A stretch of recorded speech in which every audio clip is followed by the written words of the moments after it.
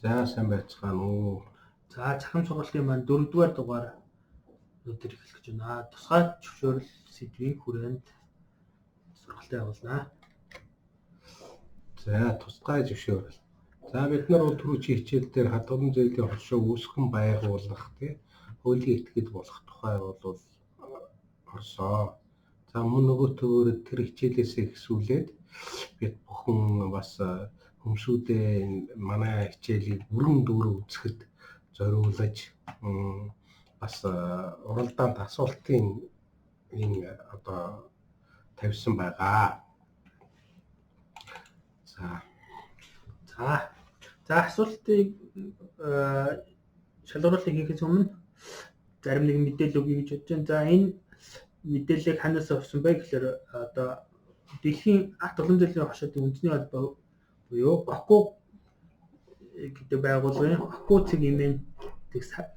цэг.com гэдэг сайтнаас авсан. За тэгэхээр энэ та бүхэн сонирхолтой мэдээлэл хэлэхэд нийт 118 улсад хадгалан зээлийн хоршоод байдаг юм байна. 85,400 хадгалан зээлийн хоршоод байна.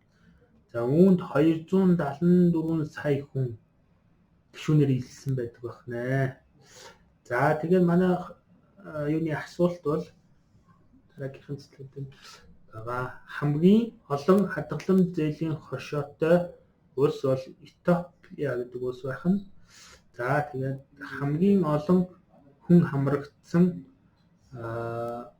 хадгалан зээлийн хоршооны гишүүнтэй улс бол Энэтхэг байна. Нийтдээ 20 сая 60,430 гишүүнтэй. Этиопия улсад бол нийтдээ 20,851 гишүүнтэй. Тэр дээрээсээ дөрөвдөх гишүүн дээр байна тийм ээ. За ингээр маш олон жижиг хоршооттой байж магадгүй юм байна л да. Энэтхэг бол нийт 20 сая гишүүнтэй хэрнээ 2638 хадгалан зээлийн хоршоо байдаг байна. За тэгээд зөв хариултыг бидний өмнөх сургалтын комментээр үлдээсэн зөв хариулсан хүнд тэгэхээр ийм хөрхөн жижигхэн гарын билүү бэлдсэн байгаа. За энэ бол одоо гадаад дотоод аяллаар явхад шилжүүлэгч, USB техниклэгч гэдэг ийм хөрхөн гарын билүүр уншуулж байна. За бидний дараагийн асуултууд бас нэлээд жоохон хүндрээд явах учраас тэр ингээд шагналынхаа юг бас ингээд чанарыг сайжруулад дараагийн асуултанд иймэрхүү хөгжим тий энэ гар утасны машины тогтоогч гэдэг ийм шагналууд өгөхөөр уншуулахаар шийдсэн байгаа. За тэгээд энэ удаагийн ялагчид энэхүү техниклэгчийг шагналуулах. Хоёр хариултыг зөв одоо улсууд бол коммент хэсэг дээр нэлээд олон ирсэн байгаа. Тэгээд энэний хоёр хариултыг хуулингийн зөв хариулсныг ялгаж аваад тэгээд дараа нь цаг хугацааных нь хувьд одоо тийм энэ хэн дөрвөлж одоо хамгийн зөв хариулсан бэ гэдгээс нь шалтгаалнаа. За өнөөдөр бол хадгалан зээлийн хоршооны хамгийн одоо чухал бас хэсэг болох одоо тусгай зөвшөөрлөө хэрхэн яаж авах юм бэ? Тийм энүүнд юу бэлдэх юм бэ гэдэг талаар бол өнөөдрийнхөө хичээлээр орё. За хадгалан зээлийн хоршооны үйл ажиллагаа гэдгийг бол хуулиар бол тогтоож өгсөн. Тэгээд юу гэж өгдөг энэ зэрэг хамгийн ихдээ үйл ажиллагааг санхүүгийн зохицуулах хорооны олгосон тусгай зөвшөөрөл хуульд нийцүүлсэн дүрм журам энэ дээр үндэслээд одоо хадгалан зээлийн хоршоо үйл ажиллагаа явуулна. Журам байх ёстой, өөрийнх нь дүрм байх ёстой. Тэгээд тэр дүрмэндээ нийцсэн журмууд байх ёстой. Энүүн дээр үндэслэнэ гэж. Тэгэхээр хамгийн гадна талд нь одоо хадгалан зээлийн хоршооны хууль байна гэж сэтгэх нь байна тийм үү? За үүний дотор бол хоршооныхоо дүрмээр дахиад наривчилж тодорхойлох нь бүр дахиад дотор нь журмаараа зохицуулалт хийх нэ. За нэг гол анхаарах юм бол юу гэхээр улсын бүртгүүлээ хуулийн этгээд болсон л болвол хадгалан зээлийн хоршоо зээлийн энэ одоо үйл ажиллагаа эрхлэх үндэслэл болохгүй гэдгээр хадгалан зааж өгсөн.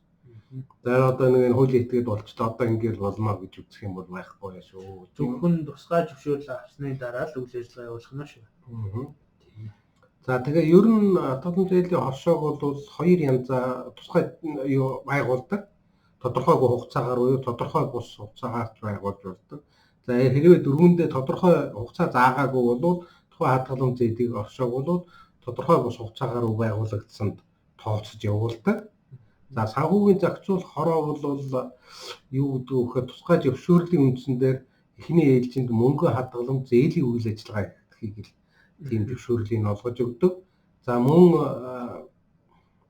тухайн хадгалан зээлийн хоршоо ингээд үйл ажиллагаа энэ хоёр үйл ажиллагаагаа явуулаад сайн явуулаад ингэх юм бол өөрөө хууль тогтоомжоор хориглоогүй санхүүгийн бусад ажил үйлчилгээ эрхлэхийг бас тусгай зөвшөөрөл өгч үж явуулна. Тэгээд энэ бол 6 төрлийн үйл ажиллагаа байдаг.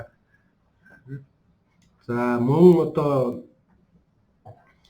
тийм ажил үйлчилгээг одоо тусгай зөвшөөрлөөс ер нь бол бүхэл хийж байгаа хадгалан зээлийн хоршооны үйл ажиллагаа болгон бол санхүүгийн зохицуулах хорооноос зөвшөөрсөн тийм тэгээд тэр эндээс одоо зөвшөөрөл авсан тийм л үйл ажиллагаа эрхэлнэ гэсэн үг шүү л гэдгийг онцгойлох хэрэгтэй. За мөн бол хадгалан зээлийн хоршоо бол санхүүгийн зохицуулах хорооны тогтоосон хадгалан зээлийн үйл ажиллагааны зохистой хайцааны шалгуур үзүүлэлт гэдэг одоо тийм үзүүлэлтүүдээр тогтмол хянж явдаг. Алсын зайнаас хянана, газар даяар ношиж хянана тийм ээ. Энэ зүйлүүдийг хийж өгнө. За нийт 14 шалгуур үзүүлэлт бий. За шалгуур үзүүлэлт гэхлээр юу хэлж байна вэ гэхээр за нийт ерөн татсан хадгаламжийнхаа хэдэн хувийн зээлд нь гарах ёстой, өөрсдийнх нь хөрөнгө нь хэдэн хувьтай байх ёстой, нийт балансынхаа үзүүлэлтийн хувьд. За тэгээ нөөцийн сандаа хэдэн төгрөг ер нь хоригдлуулж явах ёстой. Чанаргүй зээлийн багц нийт зээлийнхаа багцын хэдэн хувь нь байх ёстой ингээд ийм аюулгүй эрсдлээс хамгаалах үйл ажиллагааны юм шалгуур үзүүлэлтүүд байдаг. За тэгээд мөн одоо хадгалан зээлийн хоршоо нь өөрийн үйл ажиллагааны улмаас үүссэн үүргийг эхний ээлжинд хоршооны гишүүний оруулсан хувь хөрөнгөнөөс бусад хөрөнгөөр за уг хөрөнгө нь хүрэлцэхгүй тохиолдолд хадгалан зээлийн хоршооны гишүүний оруулсан хувь хөрөнгөөр ханганаа гэдэг одоо тийм заасан байгаа. Тийм учраас бол энэ заалтыг бол хуулиар зохицуулж өгсөн. За мөн хадгалан зээлийн хоршоо өөрөө ингээд салбар байгуулад ажиллаж болдог. Тухайлбал одоо банкны салбар гэдэг тийм ээ. Тэр аймгийн салбар, тэр сумын салбар нь тэр гэдэг юм уу. Улаанбаатар хотод байгаа нь бол наран туулгын салбарч гэдэг юм ингэж болно. Гэхдээ бас л мөн одоо санхүүгийн зохицуулах хорооноос тусгай зөвшөөрөл авч байж ингэж үйл ажиллагаа явуулна л гэсэн. Бүх үйл ажиллагаа явуулж байгаа үйл ажиллагаагаар зөвхөн санхүүгийн зохицуулах хорооноос төрийн хяналтанд ор тийм мэрэгсэн байгууллагын ийм одоо чиглэл журмын дагуу үйл ажиллагаа явуулна гэсэн. Энэ талаасаа нэг талаасаа бол тэр гишүүдийнх нь мөнгөн хөрөнгө энэ нэмийг бол одоо төр бол маш хянж тийм тогтвортой үйл ажиллагаа явуулахад нь бол төрөөс хяналт тагнаа л гэсэн үг байхгүй юу. За бусдын өмнө хүлээх үүргийг бол өөрийн гишүүний өмнөөс бол хариуцахгүй тийм ээ. Төр нь хадгалан зээлийн хоршооны бусдын өмнө бас хүлээх үүргийг бас хариуцахгүй гэдэг. Ингээд энэ хадгалан зээлийн хоршооны тухай хуулийн 13 дугаар зүйлд бол маш тодорхой заасан. Энэ ташаанд хэлэхэд хэрвээ хадгалан зээлийн хоршоо байгуулж ажиллая, хамтарч гишүүн болъё гэж байгаа хүн болвол одоо хадгалан зээлийн хоршооны тухай хуулийг маш сайн судлах хэрэгтэй, унших хэрэгтэй. Тийм үү тэрийг очиод нэг хадгалан зээлийн хоршоо байгуулах гээд очиход тэр хадгалан зээлийн хоршооны одоо гүйцэтгэх захирлаар ажиллаж байгаа нэг мундаг эмэгтэй байсан. Би энэ хадгалан зээлийн хоршооны хуулийг 3 удаа уншсан гэж ингэж хэлж байсан шүү дээ. Тэгэхээр энэ бол үнэхээр гайхамшигтай тийм. Тэгээд тэр чанараараа одоо тэр хоршоо бол мундаг сүрхий ажиллаж байна шүү дээ. Тэгэхээр эхлээд бол би ямар хүрээнд яаж талбардаар ямар их зүүн зохицуулалт хязгаарлалт тийм энэ хүрээнд тоглолт явуулах вэ гэдэг юм маш сайн мэднэ гэдэг бол ийм хүндлэлтэнд хүрэх үндэс байдаг юм байна гэж одоо бид бүхэн хаач явсаа хэлж байгаа. Тэгэхээр бидний зүгээс зөвлөх бол хуулийг бардаа дор 3 удаа эхлүүлж уншаа. Эхний удаа бол нэг мэдээж сайн ойлгохгүй зүйлүүд гарах бах. 2 дахь удаага нэгтлээд унш, 3 дахь удаага бүр баталгаажуулаад унш тийм ээ. Ингэжээж яг ямар хүрээнд яаж үйл ажиллагаа явуулахад тэгээд тоглоомынхаа төлөвийг сайн ойлгож авна гэсэн. За мөн энэ цахим хичээлүүдийн маань бас гол зорилго бол тэр хуулийн хүнд хэцүү ойлголтуудыг яаж одоо орон нутгийн болон малчдын хоршоонд илүү энгийн буухаар тэг өөрсдөд нь ойлгомжтой буухаар бид хоёрын энэ зүгээс бол тайлбарлах хичээж байгаа. За тусгай зөвшөөрөл гэдэг зүйлийг бол аж ахуйн үйл ажиллагааны тусгай зөвшөөрлийн тухай хууль гээд 2001 онд байгуулагдсан батлагдсан хууль байдаг. Тэгээд 2002 он, 2006 он, 2007, 2009, 2012 он 5 удаа энэ бол өөрчлөгдсөн мөрдөгдөж байгаа. За тэгэхээр бол энэ тусгай зөвшөөрлийн тухай хуулийн дагуу санхүүгийн зохицуулахаараа тусгай зөвшөөрөл олгож байгаа гэсэн үг. За ер нь бол тусгай аж ахуйн үйл ажиллагааны тусгай зөвшөөрөл гэж юу хэлдэг юм бэ гэвэл тодорхой төрлийн аж ахуйн үйл ажиллагааг тогтоосон хугацаа нөхцөл шаардлагын дагуу эрхлэн явуулах эрхийг иргэн бас ашигын бос хуулийн этгээдэд эрх бүхий байгууллагаас нь олгосон тийм албан ёсны баримт бичгийг л хэлж байгаа. Та нэг хийж болно гэх. Тусгай зөвшөөрлийг бол тэгвэл одоо янз янзын юм. Одоо тухайлбал нэг кран хөдөлдөөд авсан хүн байлаа гэж бодвол зөвхөн краныг өргөж одоо юм өргөх зөвшөөрлийг л бол тэр газараас авдагтай иргэн хүн авдагтай ялгаа байхгүй. Тухайн өшөөдгөл тусгай зөвшөөрөл эзэмшигч гэж хэлдэг юм байвал тодорхой төрлийн үйл ажиллагааг эрхлэхээр эрх бүхий байгууллагаас тусгай зөвшөөрөл авсан этгээдийг хэлнэ. Этгээд гэдгийг маань түрүүнд тодорхойллоо шүү тийм ээ. Ашигын болон ашигын бус хуулийн этгээд иргэн тийм зөвлөд байж болно гэж. За тэгэхээр бол санхүүгийн зохицуулахаараа бол хадгалан зээлийн хоршооны тэргүүлэгчдийн төлөвлөн тухайн хадгалан зээлийн хоршоог хуулийн этгээдээр улсын бүртгэх байгууллагад бүртгэгдсэнээс хойш 30 өдөрт багтааж хадгалан зээлийн үйл ажиллагаа эрхлэх нөхцөл шаардлагыг хангасан болохыг ноцолсон бичиг баримтыг санхүүгийн зохицуулахаар хүргэж өгнө. Тий, ажлын 30 өдөрт гэж байгаа шүү. Түрүүд бас нөгөө өмнөх хичээл дээр бас энэ талаар дурдсан байгаа. Улсын бүртгүүлснээс хойш ажлын 30 хоногийн дотор санхүүгийн зохицуулах хороонд дараах 24 бичиг баримтыг бүрдүүлж өгнө гэх. Тэмцэх тухайн журмуудаа батлаад бүх шаардлагатай мэдээллүүдийг хүлээнэ гэсэн тийм. Тэгэхээр бол тэр бүртгэсэн өдөр нь бол юугээр баталгаажих вэ гэхээр гэрчилгээн дээр байж байгаа огноогоор тэрүүгээр л баталгаажиж өгдөг гэсэн үг юм аа. Тэгэхээр манайхан чинь юм яг тулгадаг гэдэг нэр тийм асуудал байдаг. Нооцхон л гэхэд үгүй яд нэг 7 хоногийн өмнө ирээд өгтөө тэгээ хүлээж авч байгаа хүн чинь нөө ийм юм чинь дутуу байна, тийм юм чинь дутуу байна гэдэг маргааш хугацаанд дуусгах гэж байгаа өнөөдөр өгчөөд тийм юм чинь алга байна, ийм тамх чинь алга байна гэл ингээл нөгөө хугацаанаас хоцрох тэгэл ийм асуудал байдаг. За манай санхүүгийн зохицуулахаараа бол харин яг одоо бүртгэл баримтуудын яг нарийн хүлээж авдаг процедур бүх юмнууд нь байдаг. Тэрнийхэн дагуу хүлээж авдаг. Ийм учраас бол бид нар одоо тэр ажлын 30 хоногийнх байдаг юм бол ажлын 15 10 20 хоногт юмаа бүрдүүлчихэд тэгээ юмаа тушаачаад ингэх хэрэгтэй гэж зөвлөж хэлмээр байна. За тэгээд санхүүгийн зохицуулах хорооны одоо тэр тусгай зөвшөөрөл олгох тавигдах шаардлага бүрдүүлэх баримт бичиг гэдэг юмыг бол санхүүгийн зохицуулах хороо бол энэ хадгалан зээлийн хоршооны үйл ажиллагаа эрхлэгдэхэд тавигдах нөхцөл шаардлага гэдэг ийм журам байдаг тийм. Тэр журмыг бол 2018 оны 6 сарын 29-ны өдрийн 245 дугаар тогтоолоор баталсан байна. Энэ журмын дагуу л одоо үйл ажиллагааг явуулнаа тий бүрдүүлэх баримт бичиг шаардлага тавина. Тэгэхээр бол 4 шаардлага тавина. Одоо бүрдүүл шаардлага. Нэгдүгээрт нь бол тэр хадгалан зээлийн хоршоо хуулийн дагуу үүсгэн байгуулагдсан байна уугүй юу гэдэг.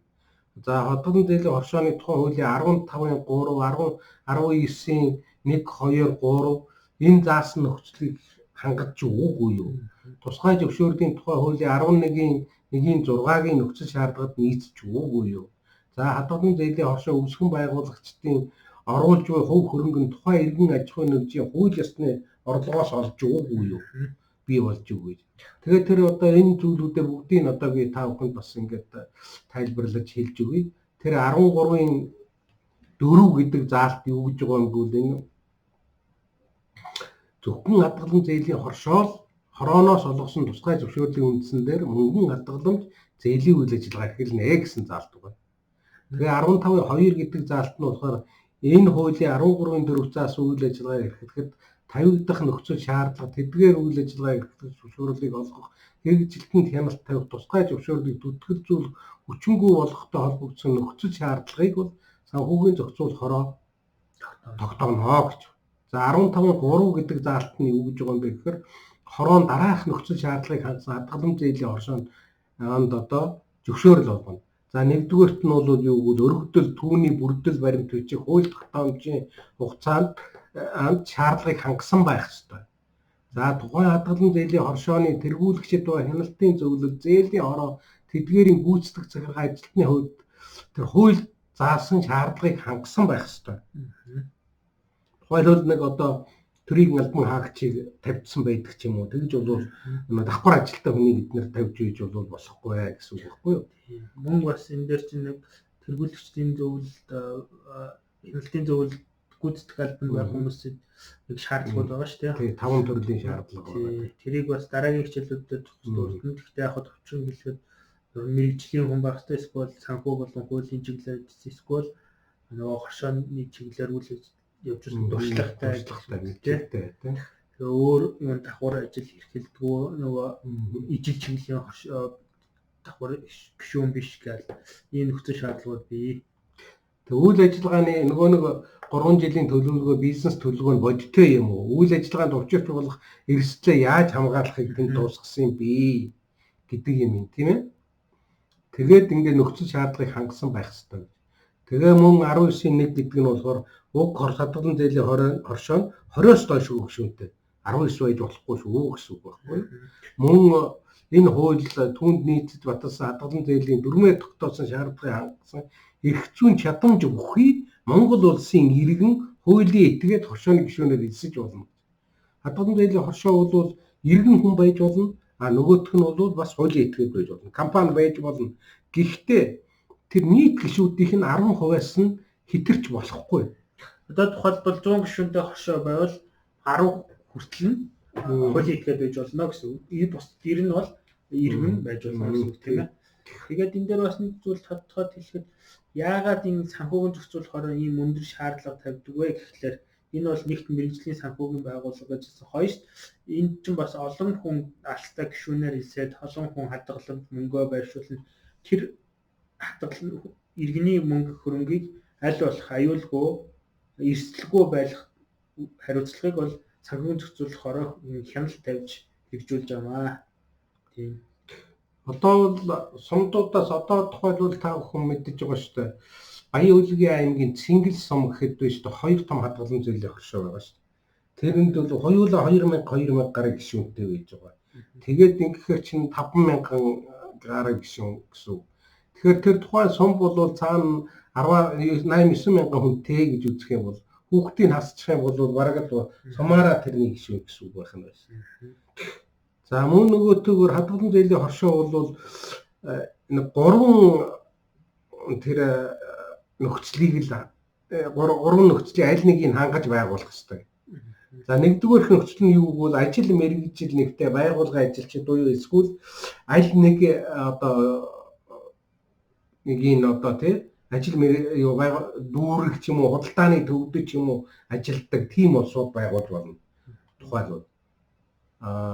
Тухайлбал одоо Монголын бэлчээр ашиглагчдын нэгдсэн холбоо гэдэг тэрүүнд хамрагддаг хүмүүсүүд ч байдаг юм уу.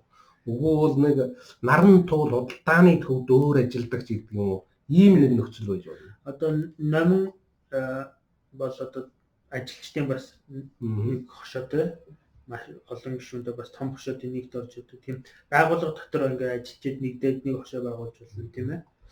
Мөн нөгөөтэйгөр бол нэг аймаг юм уу хот дүүрэгт амьдардаг байж болно. Тэгэхээр энэ гурвын нэгийг сонгож авах. Хоёрын лингийг сонгож авахгүй. тэр хоёулангийн сонгож авах гэсэн ойлголт байхгүй шүү гэдгийг л онцгойгоос. Энэ нөхцөлийг яагаад тавиад байна вэ гэхээр нөгөө бүх гишүүдийнхээ хурлыг нийлээд хийх боломжтой байх. Нөгөө тэд дундаас өөрснийгөө төлөөлж чадах тэргүүлэгчдийн зөвлөө сонгох боломжтой байх. Ингээд энэ нэг сонирхол чиглэл уулзах боломж нөхцөл нь бүрдсэн байж энэ хошоо маань идэвхтэй гишүүд маань идэвхтэй хошоо нь сайн ажиллах үндэс нь юм аа гэдгийг сайн ойлгох. Тийм. Магадгүй та одоо энэ өөр байгууллагт ажилладаг энэ өөр байгууллагын хошоо нь гишүүнээр орчлоо гэхлээр тухайн нөгөө гаргаж байгаа шийдвэрт бүрэн оролцож чадахгүй тий. Тухайн удирдлагуудынх нь юу хилээд уулгаж амжихгүй ч юм уу ингээд тийм асуудлууд үүсэх магадaltaй учраас энэ хязгаарлалтууд тавиад байгаамаа. Тэгэхээр бол энэ хадгалан зээлийн тухай оршооны тухай хуулийн 19-3-ын 1, 2, 3 дахь заалтын аль нэгийг л хангасан байна гэдгийг л онцгой анхаарах хэрэгтэй гэдгийг та бүхэндээ хэлье. За бүрдүүлэх баримт бичиг үүдэг гэж. За одоо эхнээс нь хэсүүлэл яриа. За тусгай зөвшөөрөл өссөн албан бичиг байх ёстой. Оршооных нь. За тусгай зөвшөөрлийг одоо өссөн өргөдөл энэ санхүүгийн зохицуулах орооноос гаргасан тийм маягт байгаа. Тэрнийхэн дагуу хийж байна. Сайтнаас нь татаад авч. FRC цэгийн мэн гэдэг сайтаар ороод хадгалан зээлийн хошоо гэдэг хэсэг рүү орохоор байж байгаа. За хуулийн этгээдийг улсын бүртгэлийн гэрчилгээний нотариотоор гэрчилүүлсэн хувилбар нөгөө оршоо байгуулсан гишүүдийн одоо тухайлбал компанийн гэрчлэлтэй гэсэн. За хадгалан зээлийн хошоо үүсгэн байгуулагчдын хурлын тэмдэглэл тэгээ шийдвэр үүсгэн байгуулагчдын эртсийн бүртгэл хуралд оролцсон гишүүдийн гарын үсгээр баталгаажсан байх ёстой. Тэр юм улсын бүртгэл бүртгүүлэхэд ч хэрэгтэй, санхүүгийн зохицуулах орондоо ч бүртгүүлэхэд хэрэгтэй гэж. За тэгээд нөгөө хадгалан зээлийн хошооны тухай дүрм улсын бүртгэлийн газараа баталгаажсан дүрм байх ёстой. Бүх гишүүдийн хурлаар тийм ээ. Энд одоо бүх гишүүдийн энэ хурлаар баталсан тэргүүлэгчид ба хяналтын зөвлөл зээлийн хорооны ажиллах журам. Энэ их чухал. Тэр тэргүүлэгчид бидний чи яаж ажиллах юм бэ? Хяналтын зөвлөл яаж ажиллах юм бэ гэдгийг тэр юу л одоо бүх гишүүд л шийднэ. За энэ дээр нэг зүйлийг тодтогч Макку цэгийн сайтн дээр энэ хяналтын зөвлөл тэргүүлэгчдийн зөвлөлийн журмын үлгэрчилсэн загварууд бол бий. Мөн энэ хурлын протокол тэмдэглэл дүрмийн бас үлгэрчилсэн загварууд бол байж байгаа. Энэчнээс бол үлгэр жишээ аваад өөрснийхөө нөхцөл байдалд өөрчлөлт боловсруулахад бол хялбар байж байгаа. Тэгэхээр энийг бол бүх юм шинээр хийн гэсэн үг биш ээ. Ерөнхийдөө бол бүх хошоонуудын журмууд бол нийтлэг зүйлүүд бол заалтууд бол ижил байгаа. Гацуу өөрсдөө онцлог төхөж шинжилж найруулж нэмэх хасах зүйлээ нэмээд явна гэсэн. Тэгэхээр бид нар энэ сургалтын доор бас энэ файлуудын үлгэрчилсэн загваруудын линкийг тавья. Та бүгд тэнцэнс татаж аваарай. За тэгээд мөн тэргүүлэгчдийн зөвлөлийн хурлаар баталсан хадгаламжийн үйл ажиллагааг яаж явуулахын, зээлийн үйл ажиллагааны журмыг тэр баталсан хурлын тэмдэглэл бас шийдвэр байна. Гэсэн үг ээ. За дараа нь бол гишүүдийн хувь нийлүүлсэн одоо мөнгө хөргийг банкныхаа байр шуусан нотлох одоо тэр даасны хуурлага. За мөн болов уу штэ гишүүн бүрийн энэ хувь нийлүүлсэн хөрөнгө нь хадгаланда зээлийн одоо ингээ бөөнөр нь бүрт өгч болохгүй гэсэн үг байхгүй юу? Тусдаа одоо болгоных нь нэрээр регистрээр тушаалсан даасныхаа хулгайг авч өгөх болно гэсэн. Бөөнөр нь хийчлэр хідэн дөрөв тушаалсан гарах бол магадгүй хүн юу яасан гэж болно шүү дээ. Нэг хүн одоо ганцаараа байгуулад нэг одоо хүнээс юм байгуулсан нэрийг ашиглаад ч юм уу ийм байдлаас урьдчилан сэргийлэх үүднээс ингэж авч байгаамаа. За бүх гишүүдийн хурлаар баталсан тийм одоо нөгөө 3 жилийн төлөвлөгөө байх хэрэгтэй. За үүсгэн байгуулагч гишүүдийн одоо иргэний үнэмлэхний хуулбар нотариотоор гэрчлүүлсэн байх хэрэгтэй. За мөн болвол одоо тэргүүлэгчдийн зөвлөл гишүүд, хяналтын зөвлөл дарга зээлийн хорооны гишүүд нэгтлэн бодгочдын анкет байх хэрэгтэй. За анкет нь бол байдаг тийм ээ. Иргэний үнэмлэхэн дээр яг хоо тэр нотариотоор заавал батлуулах уугүй юу гэдэг дээр бас яг хоо жоо маргаантай асуудлууд байдаг. Гэхдээ бас иргэний үнэмлэхийн нөгөө захим тодорхойлолт түүх машинаас авсан бол тэрийг бол заавал нотариотоор батлуулах шаардлага уу гэж үзэж байгаа. Сүүлд гаргасан нөгөө зохицуултаар иргэний өргөмжлөхийг бол заавал натратаар батлуулах шаардлагагүй гэсэн бас нэг зохицуулт яваад байгаа шүү дээ, тийм ээ. Тий. За мөн бол энэ нөхцөл шаардлагын 6 дугаар авсралтаар яасан эхлэлтийн баланс гэж байгаа. Тэгээ эхлэлтийн тайлан тэнцэл гэдэг. Тэр бол маш ялбархан зүгээр л тоо бөглөөл хийж байна. Одоо тэрийг бол яаж бөглөх вэ гэвэл данс нэгэ дансандаа хүмүүсийнхээ хувь нөлөөсөн өрнгийг анхны оруулсан өнгийг хүн болгонд тушаадсан байгаа шүү. Тэрний чинь нийлбэр одоо 200-аар нийлнээд 20 4 сая төгрөг болсон бол банкн дээр 4 сая гिचчээр нөгөө талд нь хувь нөлөөсөн өрнг 4 сая гээд доор нь хөл дүн тэнцүү 4 гэж ингээд хийчнэ. За тэгээ одоо нэг их чухал юм бол энэ тэргүүлэгчдийн зөвлөл тий хяналтын зөвлөл за мөн нөгөө зээлийн хороо гүйцэтгэх захирал эдгээр хүнсүүдийн одоо мэрэгжил тийм ээ мэрэгшил ур чадварыг тодорхойлсон мэрэгжлийн диплом үнэмлэхний одоо тий натратор гэрчилсэн хуулбар за шаардлагатай тохиолдолд бол одоо зарим нөгөө эдгээр хүнсүүд чинь орон нутгийн хөгжлийн тухай мэдлэгтэй оршооны талаар мэдлэг туршлагатайг нотлох тодорхой. Тухайлбал одоо манай оршооны дарга дорж болвол сумын энэ иргэдийн төлөөлөгчдийн хурлад одоо 3 удаа сонгогдож ажиллаж байсан. Орон нутгийн хөгжлийн талаар мэдлэгтэй, хоршооны талаар мэдлэгтэй гэдэг юм уу? Үгүй бол тийм хоршоонд ажиллаж байсан гэдэг юм. Ийм сургалтанд хамрагдаж байсан. Ийм учраас ийм нотолсон тодорхойлт энэ юмтай байна гэсэн. За мөн нөгөөтэйгээр энэ 15-нд энэ гүйцэтгэх захирлыг томилсон тэргүүлэгчдийн зөвлөлийн хурлын тэмдэглэл шийдвэр байна. Тэргүүлэгчдийн зөвлөлийн гүйцэтгэх захиралтай байгуулсан гэрээ байна. Ингэж ажиллана. Гүйцэтгэх захирал гэдэг чинь нэг 9 доо бол банкар юм бол банкны эрхлэгч. Харин бол гүйцэтгэх захирал нь өөрөө нягтлан бодгочоо томилсон гүйцэтгэх захирлын тушаал байна. За мөнгө угаах терроризмтэй санхүүжүүлэхтэй тэмцэх тухай хуулийн дагуу одоо боловсруулсан одоо тэр нөгөө мөрдөх журам байх ёстой. Бүх гишүүдийн хурлаа баталсан. Мөн бол энэнийг хяналт тавьж ажиллах ажилтныг томилсон гүйцэтгэх захирлын тушаал байх ёстой. Энэ журмын хувьд бас үлгэрчилсэн загвар бол гаргасан бэлэн загвар байж байгаа. Түүн дээр бас өөрсдөө ажлын хэрэгцээнд зориулаад боловсруулаад хэрэглэх боломжтой байж байгаа. За ингээд бол нөгөө хадгалан зээлийн хоршоо үүсгэн байгуулагчдад оруулж буй хөв хөрөнгө нь мөнгө угаах терроризмыг санхүүжүүлэхдээ тэмцэх тухай хуулиас шаардлагыг хангасан байна гэж.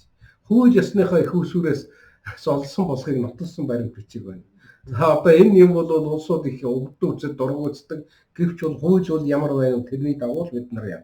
Одоо 100 мянган цаасаар хог нийлүүлсэн өрөнгө байлаагүй би энэ 100 мянган цаасыг юугаар олсон юм бэ? Малчин хүн байх юм бол малынх нь тоорж байдаг юм уу тийм ээ? Гаргаж байгаа ноолуурынх нь хэмжээж байдаг юм уу? Багийн даргынх нь тодорхойлт. Малчин дорж болвол А дансаар 40 малтай. Энэ малаасаа жилдээ одоо төдий хэмжээний орлого олдог гэх. Энэ орлогоосоо тушаасан л гэдэг юм байхаар. Хуулинд бол одоо ингээд ерөнхий заасан учраас тэр чинь ямар дүнг яг одоо та 100 гэж болоод тэр чинь ойлгомжтой гэж тайлбарлахгүй шүү дээ. Тэгээ магадгүй нэг гишүүн нь 100 саяар ч нийлэх тохиолдол гарна шүү дээ. Тийм ээ. Тэр тохиолдол заавар баталгаажуулах шаардлагатай болно. Тэгэхээр энэ бол харин дүн оруулах хувь нөлөөлөх хөрөнгө маань бага бага тусмаа баталгаажуулахад бол амар хэлбэр байна гэж. За тэгээд энэ үйл ажиллагаа явуулах ажлын байрын түрээсийнх бол түрээсийн гэрээ байна. Өөрийнх нь өмчлөлийнх бол үд хөдлөх хөрөнгөийнх нь гэрчилгээний хуулбар байх ёстой. Энэ маань бол одоо хошооны тогтвортой үйл ажиллагаа явуулна гэдэг л гол шалгуур үзүүлэлт маань болоод байгаа юм л та. За тэгээд нөгөө аж ахуйн үйл ажиллагааны зөвшөөрлийн тухай хуулийн дагуу барилга байгууламжийн гаднах аюулгүй байдлыг хангасан дүрс бичлэгийн техник хэрэгсэл тийм камер тухайлбал одоо тамгын газар юуны ч юм уу нэг аж ахуйн нэг өрөөнд ч юм уу хийдэг эднэр эхэлж байвал одоо тэр тэнд нь одоо камертай байх ёстой тий энэ зүйлүүд байх ёстой гэдэг юмыг бол тодорхойлолтоо гаргаж өгсөн байх ёстой. За ингээд бол энэ нэг 24 гэж ярьдаг ч гэсэн бол ингээд товчлоо хийчихээр 22 гэж загсаад байгаа. Задлаа хийх юм бол 24 одоо материал. Энэ материалыг л бүрдүүлсэн байхад тэгэл болно. Тэгэхээр бол энэ их хэцүү тийм ийм асуудал биш. Хамгийн хэцүү юм бол юу гэвэл тэр 3 жилийн төлөвлөгөө хийх, бизнес төлөвлөгөөг боловсруулах энэ зүйлүүд л яахан одоо хэрэгтэй тийм ээ. Энд бас их туршлага энэ зүйлүүд бол дутагддаг. Энэ дээр нь бол туслуулаад дэмжүүлээд ингээд ажиллахад бол болохгүй бүтэхгүй зүйл байхгүй. Хэрхэн бэ яашаа. За тэгээ санхүүгийн зохицуулах хорооноос тусгай зөвшөөрлийг яаж олгодог юм бэ гэж. Санхүүгийн зохицуулах хороо нь бол хуулийн хадгалан зээлийн тухай оршооны тухай хуулийн 15 зааснаар санхүүгийн зээх зохицуулах хороо нь хадгалан зээлийн оршооны тухай хуулийн 14 дугаар зүйл заасан тусгай зөвшөөрөл өссөн өргөдөл холбогдох баримт бичиг хянан үдэл тусгай зөвшөөрөл олгох хэсэг тухай асуудлыг бүрэн гүйцэд баримт бичиг хүлээн авснаас хойш ажлын 45 хоногийн дотор шийдвэрлэнэ гэж байна. Тэгэхээр энэ 45 хоногийн дотор шийдвэл магадгүй ерөөсөө 30 хоногийн дотор шийдэж мэднэ, 10 хоногийн дотор шийдэж мэднэ. Таны бичиг баримтууд тэгээд нөгөө энэ санхүүгийн зохицуулах хорооны хуралдааны хугацаа тийм эднэрээс шалтгаална. Тэгэхээр энд нэг үгээс бүрэн гүйцэд хүлээн авснаас хойш гэж байна. За эхлээд материалыг хүлээж аваад үнд нь үзээд дутуу материал бол дахиад нөхөж авах юм бол дахиад нөгөө шийдвэр гарах хугацаа маань сунгагдаад явна гэдэг явах учраас эхнээсээ бид нар материалын их бүрэн гүйцэд бүрдүүлээд өгөхөд хурдан асуудал маань шийдэгдэнэ гэсэн. За тэгээ ямар тохиолдолд одоо тодорхой зөвшөөрөл олгохоос татгалзах вэ? Тийм. Энэ тухай бол та бүхэнд хэлье гэж. За энэ тэгээд нөгөө 15-ын 3 заасан нөхцөл шаардлага хангаагүй бол тусгай зөвшөөрөл олгохоос татгалзсан шийдвэр гаргаж тийм хариугаа бол заавал албан бичгээр өгнө. Тусгай зөвшөөрлийг бол 3 хүртэлх жилийн хугацаатай олгох ба зөвшөөрөл олгосон өдрөөс эхлэн хүчин төгөлдөр үйлчилдэг. За өргөдөл гаргагчийн хорооны тусгай зөвшөөрөл олгохоос татгалзсан шийдвэрийг хүлээн зөвшөөрөхгүй бол шийдвэр хүлээж авснаас хойш ажлын 15 хоногийн дотор тусгай хорооны тийм санхүүгийн зохицуулах хорооны дэргэдэх хяналтын зөвлөлд гаргадаг.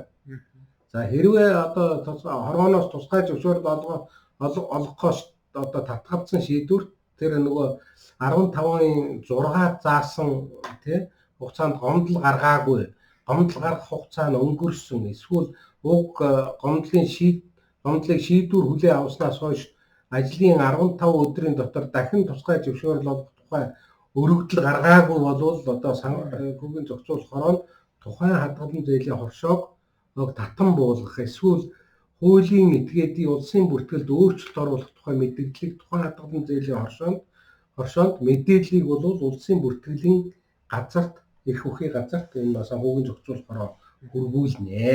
Тэгэхээр чи нөгөө хугацаанд авч чадаагүй бол тэгэл нөгөө аж ахуй нэгжин хоршоо татан буудна гэсэн үг шүү дээ.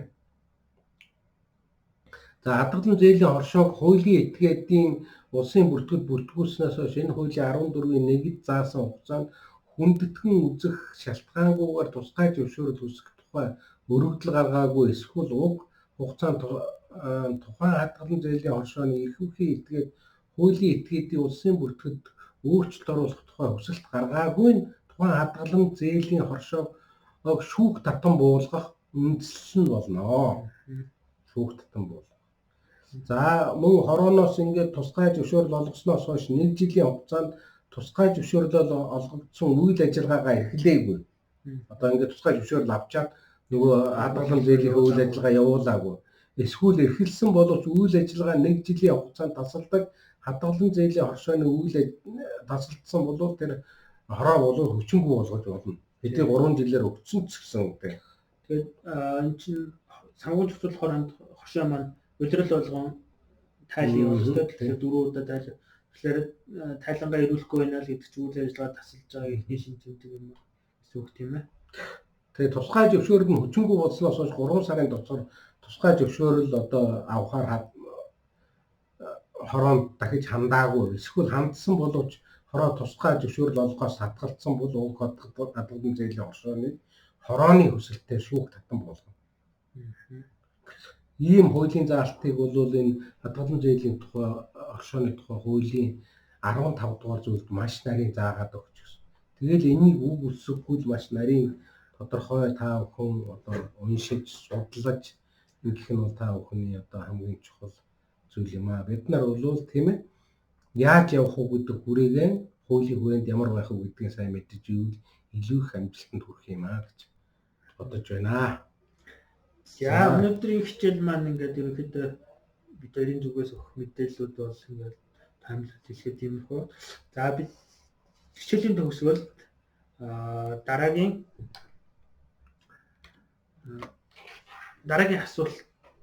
асуултаа тавина. За тэгээд үүний бас ялагч маань ийм чихвчийн эзэн болно. За ингээд өдөр ирэх тусмын асуулт маань хүндрээд явна. За мөн тэрний дараагийн дугаараар бид нарын тавих асуултын ялагч маань ийм бас төвөөсөртэй болох нь дараагийн ялагч маань ингээд бас утасны тогтоогч суурьтай болох нэ.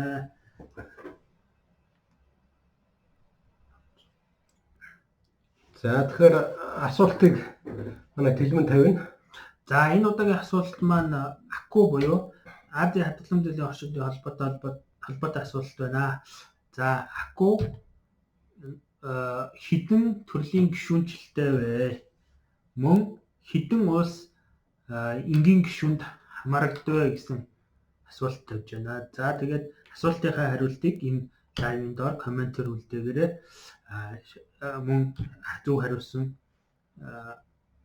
хүнийг тодруулаад коммент дээр шалгуулна. Мөн дараагийн хичээлээр бид нэр бас тодруулсан үр дүнгээ зарланаа. За ингээд өнөөдрийн хичээл өндөрлөж байна. Та бүхэндээ хамгийн сайн сайхан бүхнийг хүсье. Хамт байсан та бүхэнд баярлалаа. Амжилт хүсье. Амжилт хүсье. Харин зэртэй үед дахин сургалтад сайн үзээрэй.